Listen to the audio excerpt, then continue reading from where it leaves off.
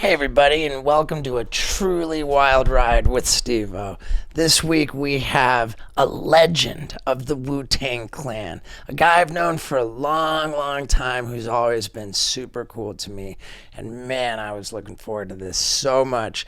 It was everything that I thought it would be and more. Get ready to be excited. Yeah. Ladies and gentlemen, Method Man. Yeah, dude. Good to see you, bro. What's up with you? Dude, I've been doing so well. I want you to meet my co-host Scott Randolph right here. What's up, Meth? Up at the front of the van, we've got the gorgeous Paul Brisky, Hey, man, how are you? Nice to meet you. and this right here is my my life partner Wendy. Gorgeous. Yeah, dude, thank you. I found her in the streets of Peru. Wow, and brought her all the way here. So we got an immigrant, even better. Yeah, South American stray dog, dude. She's the best. Very nice. So, am I correct? I'm sure I am, dude. I've not seen you since that incident in 2006 at Rock the Bells. Yeah, it might have been that. Yeah. You're just going right out the gate with it. Well, I mean, what do you want? It's a notable thing that happened. I like it. It was. I mean, I've told that story a couple times recently. I told it to Eric Andre on the podcast we had him on, and I guess I only told it that once. Yeah. Well, Eric is the kind of guy that would have tried to pull something like that too, but Eric would have got beat up. We don't know Eric like we know you, Steve. Right. I mean, dude, I literally like. I don't know. I felt like kind of traumatized by that, and not even traumatized, but like traumatized by feeling guilty. You know, like I've never for all my crazy antics, for all the stuff I do, I've never been the guy who tried to offend people or upset people. You know, like I've always done my shit like at my own expense. You know, like I'm the butt of the joke, and I'm like, you know, like I don't do like mean or offensive shit. So yeah, that didn't sit well with me. And I remember bumping into RZA at some point after that. I saw him somewhere, and I was like, "Hey, man, dude, like, you know, yeah, I want to acknowledge that, dude. I want to try and make it right." And RZA was like, "Dude, I didn't care," you know, like, Yeah, because RZA knows your heart. He knew that it wasn't done in an offensive manner, but at that moment in time and that space, with, you know, Dirty's mother being there and things of that nature. Because even I didn't really think, because you told me you was going to do it. And I was like, Steve, if you're going to do that, well, okay. I mean, you know, but in the space that it happened in, I wasn't offended by it until Chef brought it to my eyes that the people who were present may be offended by it. Right. See, I'm in show mode. So when that was brought to my attention, it hit me like, oh, right. Wow. And I'm pretty sure it hit you like that too. Probably like, oh, yeah. Wow, I didn't think of that part of it. You know what I mean? And that's how I basically took it. And I think a lot of the other members probably took it that way too. But some was genuinely freaking pissed. Right. Yeah, for sure, man. And boy, Raekwon turned me into a real sissy real fast.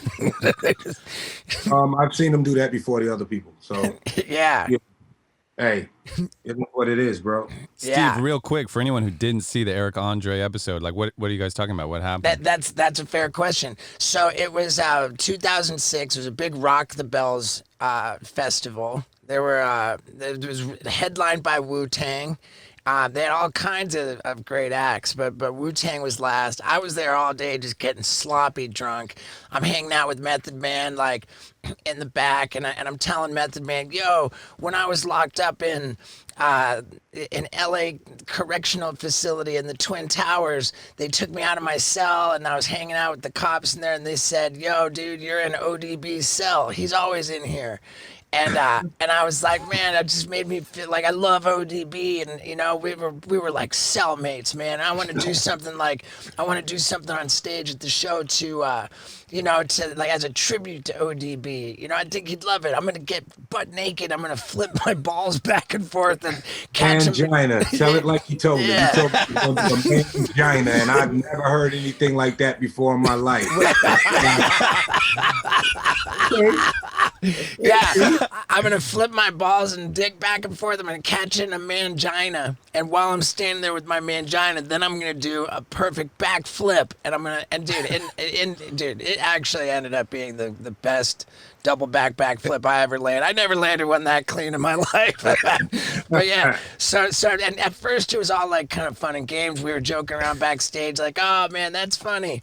And then Method Man came up to me a little while later before they went on. Like, he says, you can't do it, dude. He says, they're going to kick your ass. And I said, let him kick my ass, man. ODB would probably love that. And, Okay. Drunk, yeah. This is probably during the PCP days, right?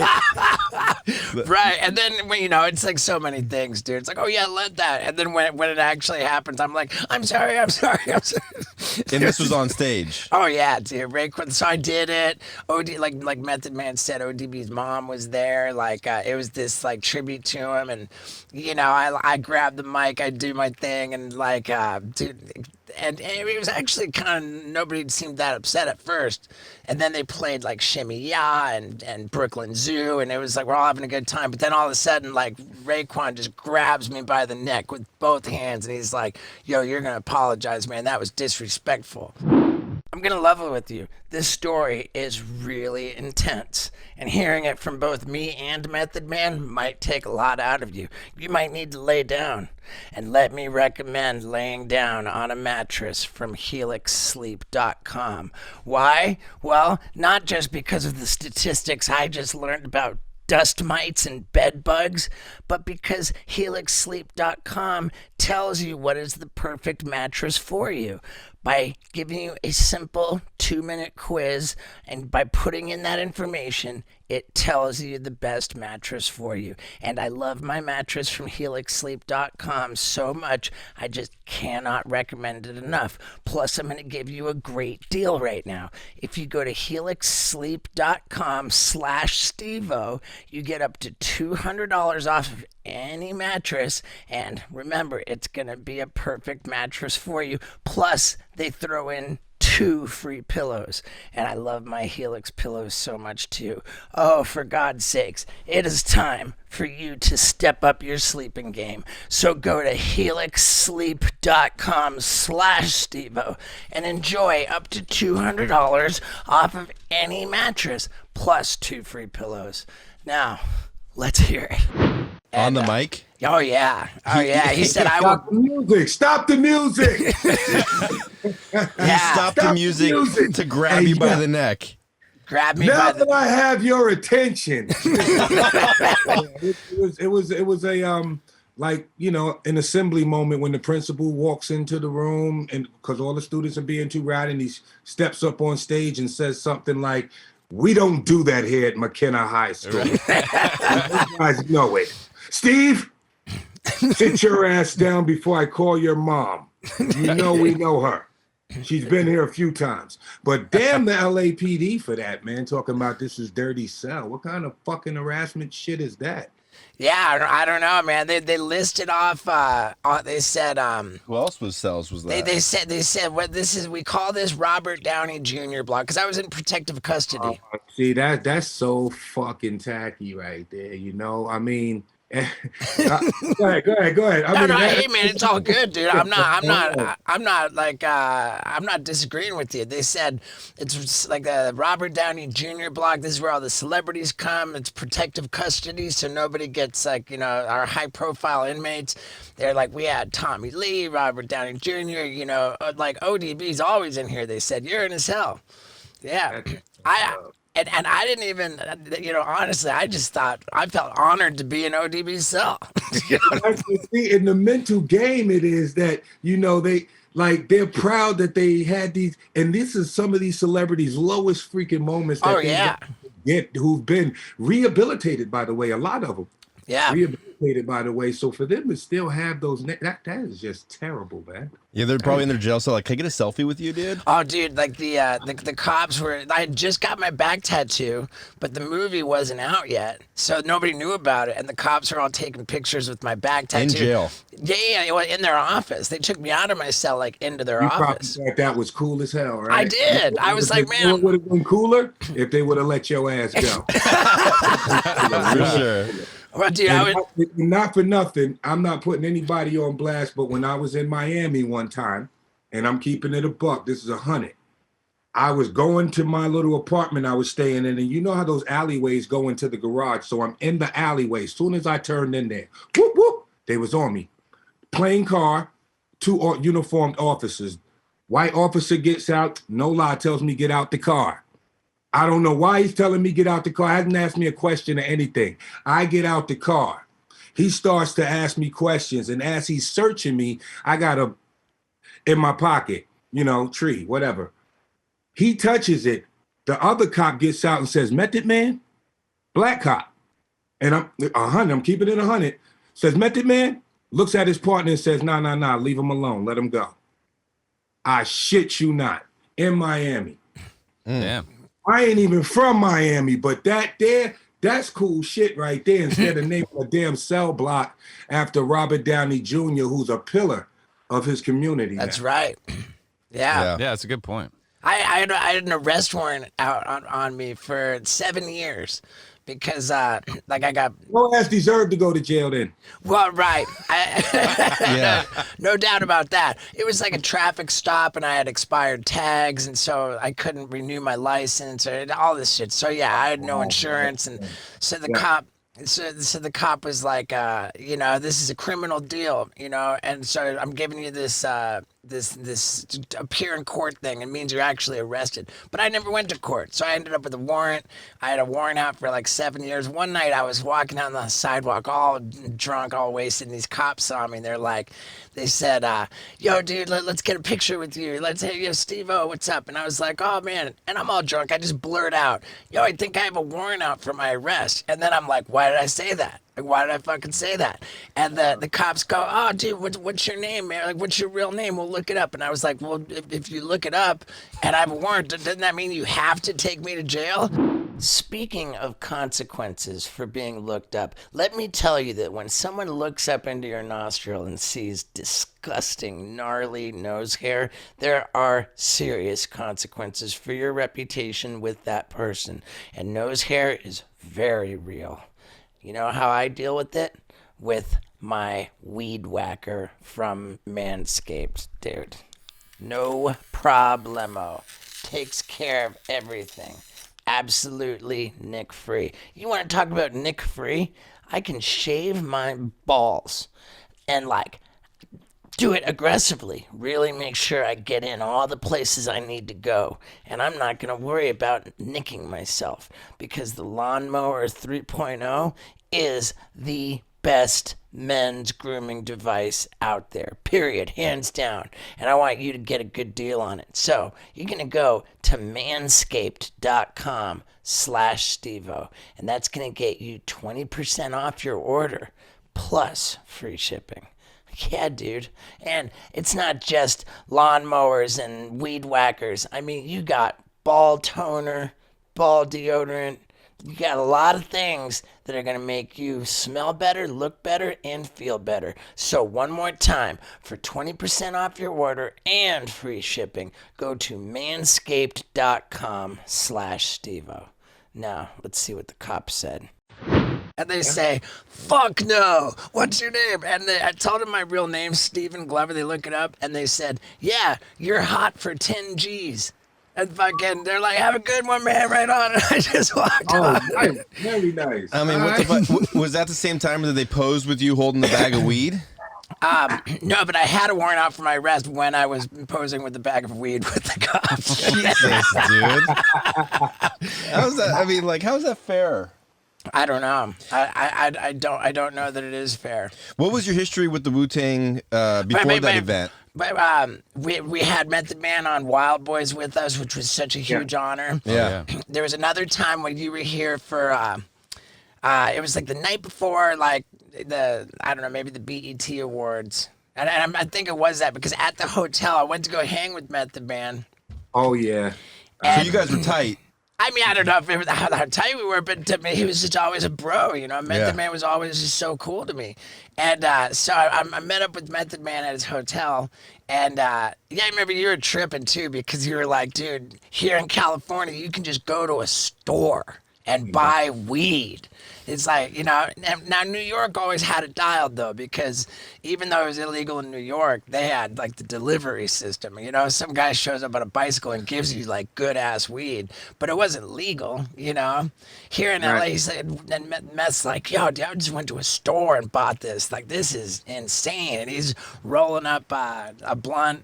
I forget what you had some funny thing about how you were the master of rolling blunts, like something. Yeah, and then so we're smoking this blunt, and all of a sudden I'm like, yo, dude, fucking, hey, Meth, fucking throw the blunt across your hotel room. I'll catch it in my mouth. so he throw, and Method Man's got a big old hotel room. He throws this lit blunt across the room, and I gotta catch it, right? But I catch it the wrong way, so I got I catch the burning end in my lips. But I don't care. I'm not gonna drop this thing, man. This is my shot. so I catch it. I catch it, and it just straight burns my lip, and I'm like, yo, dude, do I look like I have herpes? You remember that, Meth? Yes, I do. That's facts. He wanted to catch a blunt in his mouth and shit. Did you tape that, Steve? Mm-hmm. I have the footage, and I've still never done anything with it. He caught that motherfucker though. He caught that son bitch. He caught it. He caught it right. It was, I forget how we even filmed it, man. But yeah, dude. Dude, you've always been so good to me, man. I appreciate you so much, dude. And congratulations on everything, man. Like, thank you. I'm working, man. You know, who would have thought, right? Right, dude. Me too. Who peaks at 50? What the fuck is that? Right, yeah, dude. Tell me about it, man. Like, I literally. Honestly, and I have this one buddy of mine who's like a sober guy, and we do our whole, you know, sober nerd thing.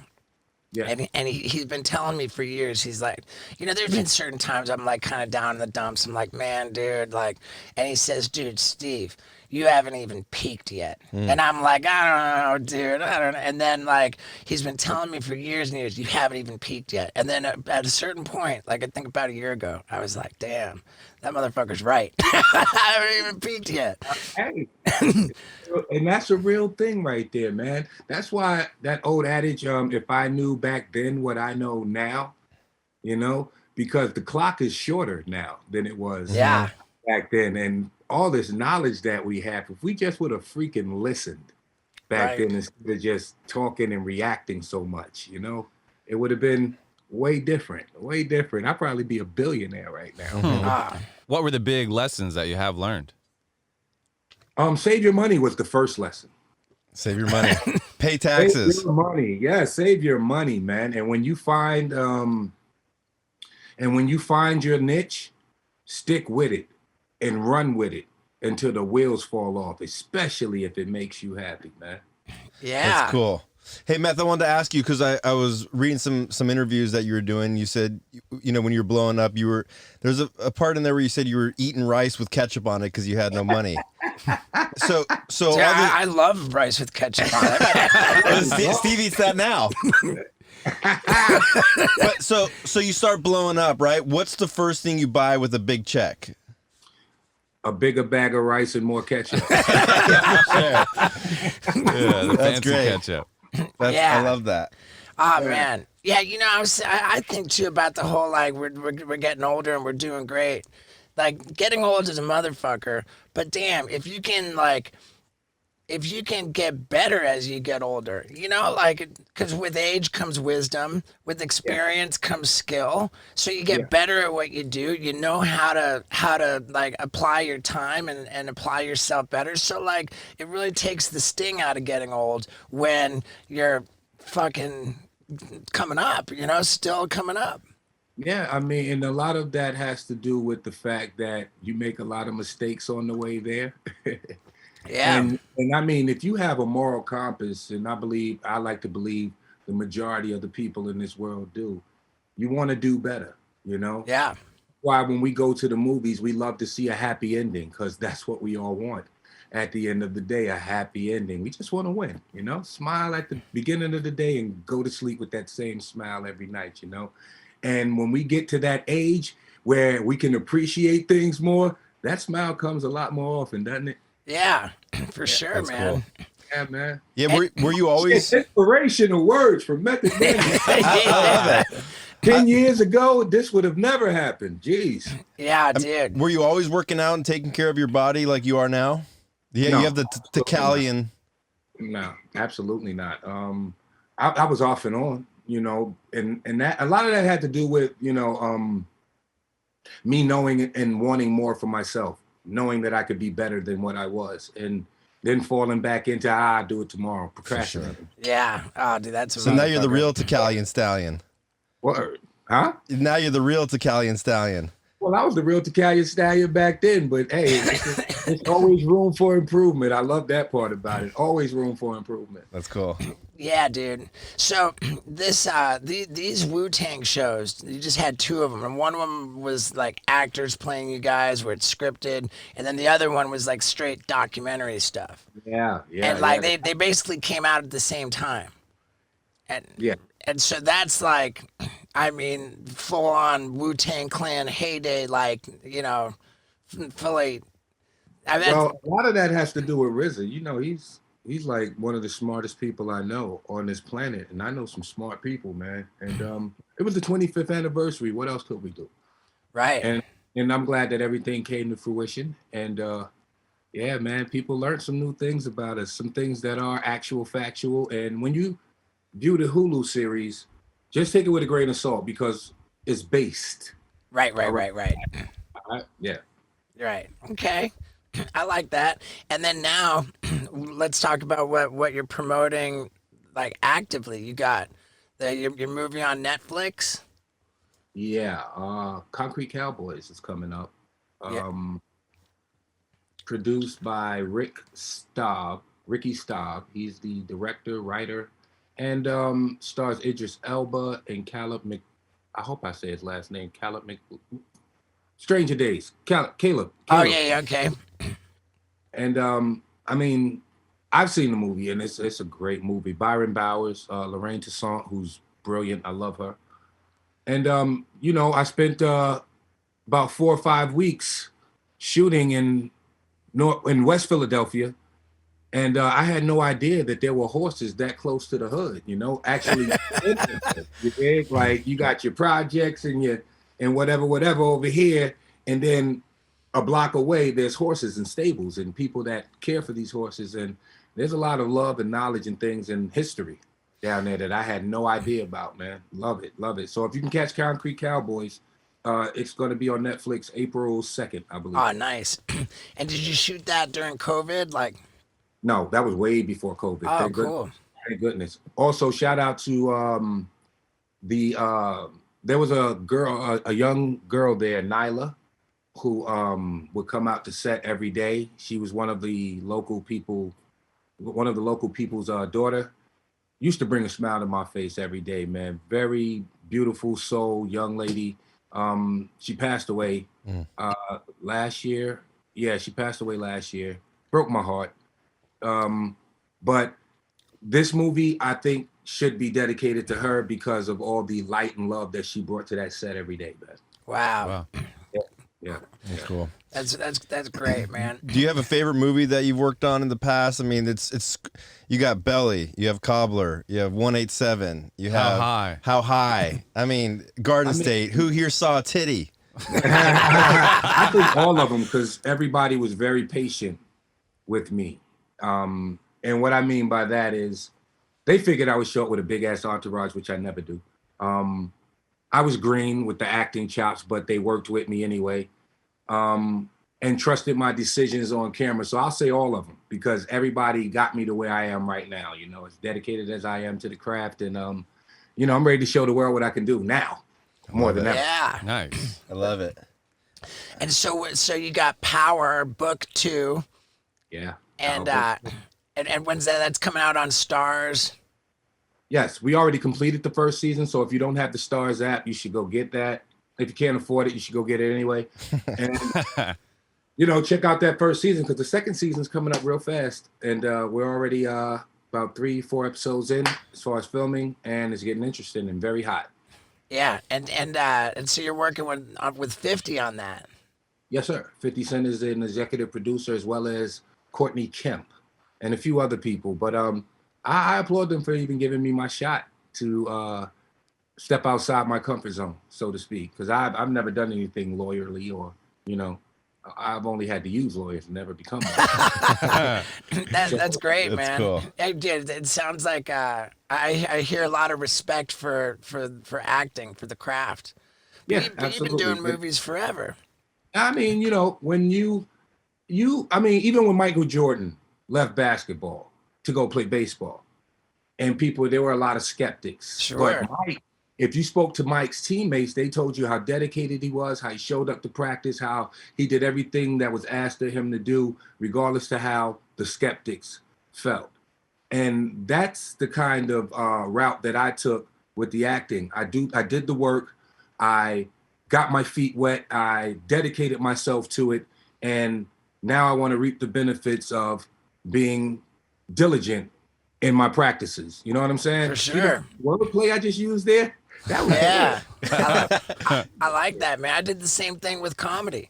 I come out of Jackass and I'm doing stand-up comedy and people are like, man, come on, dude. We don't want to see Steve-O doing stand-up, but I did the work, man. And I brought my own, original, approach to it. I didn't try to copy anybody. I did it my way and it turned into something pretty special now. Steve, I'm saying, comedians draw off their real life experiences. That's what was so beautiful about Richard Pryor. Yeah. Talking about growing up in a house of leisure, so to speak. Right. Your life has. I mean, bro, come on, man. You could do a 3-day comedy special, bro, and not stop. Some of the shit you've been through, actual shit. Like, I woke up with a fucking bottle rocket in my ass, and it's like people laugh at the shit, but because it actually happened. For sure. And that's why I took my comedies. Now I do multimedia comedy. So I'm doing stand-up, I'm doing an act, but when I'm talking about shit, when I'm telling jokes, when my story's playing out, I got the footage edited into it. Wow. So that's dope. Only time I've seen that before was Mike Tyson when he did his Undisputed Truth. Right. Dope. Yeah, so that's excellent. I would love to catch a show. Oh, dude, right on, man. I can send I can send you a link to this last one. I put it out on my own, dude, and it worked really well for me, man. I don't know if you ever saw where I duct taped myself to the billboard to promote it, but that's another one I got away with. The cops let me go. Yeah, they're taking selfies while you're up there. Yeah. So we talked about Power, and that's Stars. You're just a few episodes into filming Power Book 2. But it's not out yet, season 2. No, it's not out yet. We're filming right now. The whole cast, we had to film during the pandemic because we owed 2 episodes. Uh-huh. And it's weird because the whole time we filmed, no breakouts, no cases. I think maybe one. Mm-hmm. And that was at a table read when this thing first hit and nobody knew how to, you know what I mean? And we were all at table read and whatever. But since then, I mean, I take my hat off to the people at the studio that we film at. I'm not at liberty to say where, but at the studio we film at, take my hat off to those guys because they've taken every precaution possible to keep the cast, and not just the cast, but the crew and everyone who works there safe. We haven't had any breakouts. Right. So since we wrapped on the first season, and since we started the second season, none. Right. Wonderful. Yeah, we've been getting away with it too, filming Jackass. Nice. You know, we're making a Jackass 4. our old Is Spike on board? Yeah, you bet, man. I'm working with Spike today. Nice. Give him my love, man. I would love for him to do a video for me, man. Oh, dude, for sure, man. His vision is crazy. Yeah, it is. Dude, Yeah, Spike's the man. we've been up to some stuff, man, and I figured out what makes it different. Being so much older, making a Jackass movie, it's like Yeah. there's really not anything different except your bones break a lot easier, and Yeah. it takes much less to knock us unconscious, and we take longer to wake up. Jesus, dude. I never want those words to come out of my these are the mouth. lessons you've learned. That's how I'm gonna promote. Like when I gotta promote the movie. Method Man's like, work out, take care of your body. And Steve's like, Yeah. your bones break easier. Maybe give your body a break, take a vegan diet for maybe like a month or something like that, and then you can go back to meat. Something like that. Yeah, a little recovery period. So on IG, you're Method Man official. I see you got the check mark on there.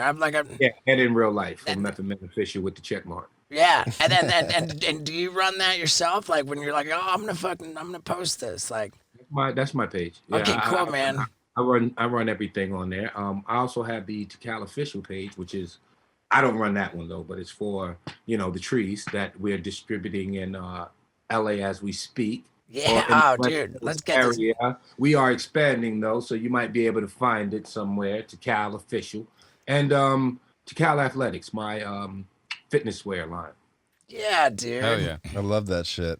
Right on, man. Did you ever expect, like, when you were younger, to see a world where weed is becoming legal everywhere? Like, is that still surprising? No. Well, yeah, in a sense, yeah. But I knew it was coming once my first trip to Amsterdam. And I was like, this is wonderful. That's great. Yeah. It had the same effect on me as California did, like Steve was telling you earlier, when I actually could purchase marijuana in a store and walk out with it. And, Yeah. That's wild. Yeah, you were real happy. I remember that. I mean, it's amazing because what's even more amazing to me is that I called it marijuana like 4 times already. I don't even talk like that. Marijuana. I smoked a marijuana cigarette. That's so funny. Yeah. It's only right now because it's being legalized that we have to use this terminology. It deserves respect. There you go. Yeah, for sure. Marijuana. I mean, it should have been legalized 20 years ago, 50 years Should ago. have never been criminalized. I mean, 40 years they've been fighting and the plant is still winning. That's all I can say about that. Right. Yeah. Yeah, Life finds a way. I've been sober for 8 years, and I'm dying for you to light up that tree right now. I'm like just waiting for the. No way, y'all not getting me to blow my hype on. Noob. That's so funny. Meth, I gotta ask you. For Oh, go ahead. recreational purposes, I am working, sir. Yeah. That's a good point. Yeah, oh, dude, ask that question, man. Paul said something real interesting about the. Well, so I read that Wu-Tang's record deal. Is that what you're talking about, Steve? Yeah. Wu-Tang's record deal was like Wu-Tang was signed, but like Method Man, if you want to make a Method Man record, you could go anywhere with it. And my question was that sort of just the record label's oversight, or did you have to fight for that? No, that was actually Steve Rifkin being as innovative as his innovative, sweet, smart ass is. Steve Rifkin is responsible for the street team. That was his invention, So he's always been like an innovator in the game. So regardless to how people feel about Steve Rifkin, he should be in the upper echelon of hip hop culture. This guy gave us that deal. He gave us the deal where it was like RZA presented this as a group with the option to sign as solo artists. If Loud couldn't or did not feel like they wanted to match the deal that was being offered to one of the artists, then so be it. The artist can sign over to another label. We literally changed the game in a sense that when I signed to Def Jam, Dirty to Electra, Jizza to Geffen, and so on and so forth, we had labels that usually wouldn't even speak to each other, actually working together for our cause. Dude, Amazing. epic. That's great. Yeah, dude, that's so it was like a first look deal, like the Wu-Tang label. They got the first opportunity to make an offer, but if you pass it up, then And so by the time Dirty was gone, I was gone, Jizza was gone, and the success of those albums, trust me, they weren't letting Raekwon go. And what came out of that is a classic album, Only Built for Cuban Links, which was followed by another classic, Built for Cuban Links too. I mean, Chef is, what can I say about my brothers as a whole? But Chef, in my opinion, when he did those two albums, he left Earth. Hmm. He left Earth like completely, like he was in God dimension. Like he was just every song on, and Chef still has the capacity to do that when Chef wants to do that. But Chef is being a king right now. He's very regal. All right. Nice. That's cool. Yeah, dude. And what about, I'm dying to ask you about working with Biggie Smalls. Like when he asked you to be on The What, did you have expectations of like where his career was going to go from there? No, none of us did at that point, I think Biggie was a bit more locked in on where he wanted his career to go. But as far as me, I was just rhyming. I was doing what I love to do, and just, I wasn't even biding my time. It was just that if it goes, it goes. If it doesn't, it doesn't. I'll have something else to fall back on. But being in the studio with Big, who wouldn't feel that aura of, this could be something great when you're there and you're doing the work and the work is done and you're listening to the song and you know who Puffy is and the drive that he had and his business savvy, and you see all this stuff coming to fruition, and to be a part of that is like, it doesn't hit you till later on. So you see it in hindsight and you say to yourself like, man, I've done some things with some people and I'm proud of the work. And that's great right there. And I give a lot of love to Tracy Waples for maneuvering and making that happen, because I wasn't even supposed to do that record. What do you mean? At that point in time, Wu-Tang, like I said, we had all these labels working together for our cause. So as far as doing records with other people, that's taking money away from the clan and going over here. We didn't look at it so much as, all right, we're going to go over here and take their fans and bring their fans back, because at that point in time, like I said, we're all starting out. So everybody's fans are everybody's fans. Everybody's status is about the same. So you don't really benefit from working with other artists if you're still trying to build your shit up to superstar status. And when Big and them approached, RZA was more or less like, we battening down the hatches. We're not giving anybody this work unless I produce it. But so Tracy Waples came and got me, and I went and did the Biggie song, and I'm glad I did it. I had to do the same thing with the Redman song for How High. So, me sneaking off doing my thing kind of helped and worked. Yeah, and you're the only feature on that whole Ready to Die album. Yeah. Wow, it's pretty epic, dude.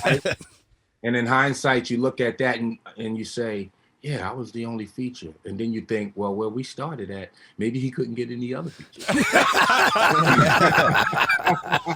No, but I doubt that. And like I said, honored, very honored that, even that we had a camaraderie that, that withstood the test of time. And even through the dilemma that was going on between himself and a few clan members at the time and stuff, we still held a good friendship. Yeah, dude. So I hear you're talking about a lot of acting and stuff. What's going on with the music right now? Are you making music? I do music because I want to now, not because I have to. Fuck yeah. Yeah. Nice, man. During the quarantining and pandemic and all of that mess, I had a lot of time to write and study. So I may have some things coming through the pipeline. Myself and Havoc from Mobb Deep, we have an album that we just finished, Dirty P, coming soon. And people are tired of hearing about that because I've been talking about it for months now, but it is done.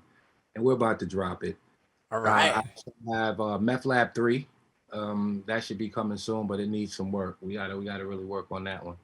And myself and Rockwaller are doing a lot of remakes of old school so-called B-side hits that I fell in love with, from MC Lyte, Queen Latifah, KRS-One, Ultramagnetic MCs. Just you'll have to absorb it when it comes out, and it's gonna be good shit. Definitely gonna be good shit. Hell yeah, dude. And the best way for people to find out when these things are dropping, how they... I don't know, Black Twitter, they on everything. Stay plugged in. That's how you find Stay out. plugged in. Yeah. Because I mean, sometimes fans inform me of stuff that I forgot I did. So yeah. Right. Yeah. All right, but I'm just saying, like, if are we sending people to follow your Instagram? You're like, is there Yeah, they any? can if they want to. They can if they want to. I don't stress things like that. I use my social media for business purposes mostly, and Uh-huh. sometimes instant gratification, Yeah. Yeah. as we all do. The like validation. Yeah. But at the end of the day, it's nothing that I really look at. I can't even tell you how many followers I have right now. Yeah. Good But for if you. they wanna stop through for any kind of inspiration, motivation, there's plenty of that on there, as well as products to buy for y'all. Authentic products for them to buy. Let me ask you this, man. After after the last time I saw you, so since I saw you last, like, were you aware when I was out of my mind on drugs trying to make a fucking rap album? Did you know that was going on? I had no idea, and if I did, I would have probably cursed you out for not calling me. Oh yeah. Oh shit. Right? Because I'm the alpha and omega.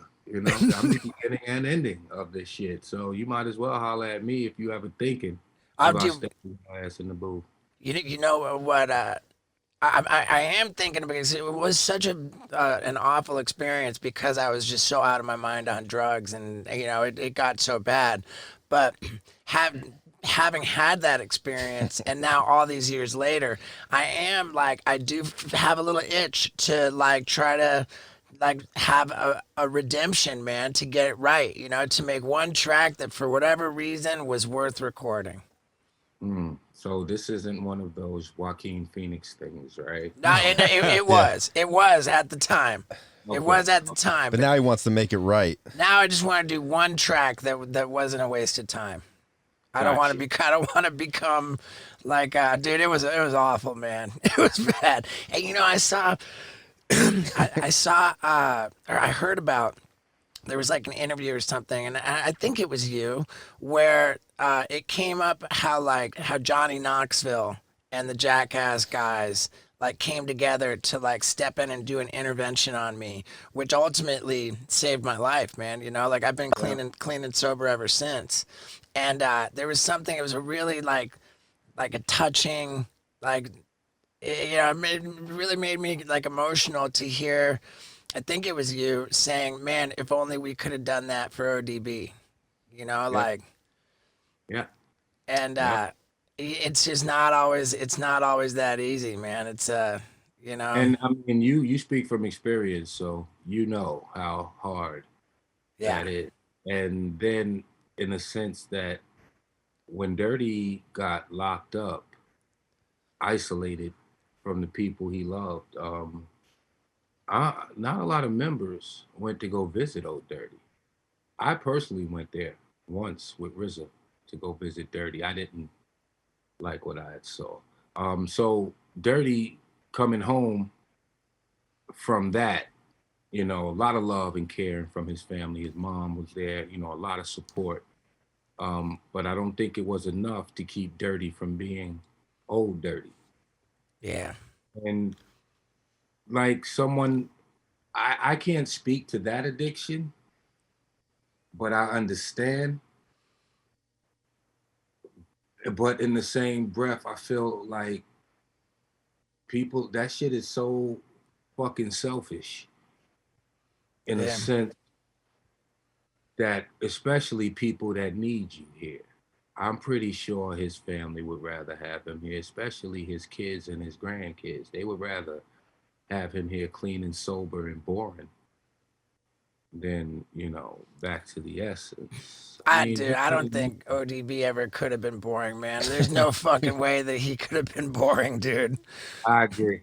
I agree. I agree. It's such a beautiful soul too. Because if you knew anything about Dirty, Dirty loved people, loved the shit out of people, but he had his vices. Yeah.